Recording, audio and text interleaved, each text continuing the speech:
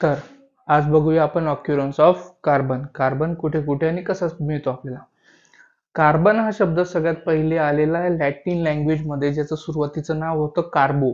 कार्बोचा meaning होतो कोळसा आणि कार्बो शब्दाचंच पुढे कन्व्हर्जन झालेलं आहे कार्बन मध्ये.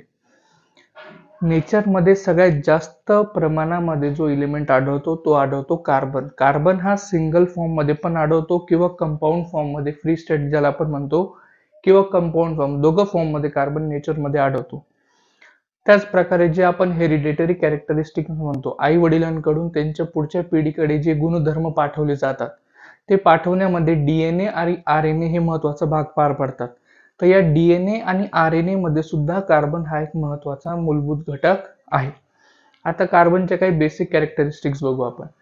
जसं की कार्बनचा जो सिम्बॉल आहे तो सी आहे, ॲटॉमिक नंबर कार्बनचा आहे 6, ॲटॉमिक मास आहे त्याचं 12, इलेक्ट्रॉनिक कॉन्फिगरेशन आहे 2,4, व्हॅलेन्सी आहे त्याची 4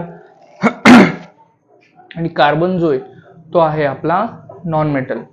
त्याच्यासोबत कार्बन अजून कुठे कुठे यूज होतो, जे आपलं फॉसिल फ्युएल असतं, जीवाश्म इंधन ज्याला म्हणतो आपण, पेट्रोलियम, नॅचरल गॅस, यांच्यामध्ये सुद्धा कार्बन आहे. प्लस जे आपले प्रोटीन्स असतात, फॅट असतात बॉडी, त्यांच्यामध्ये पण कार्बन आढळतो. जे आपण वूल, लोकर, रेशीम धागा हे यूज करतो, यांच्यामध्ये सुद्धा कार्बन हा अवेलेबल असतो.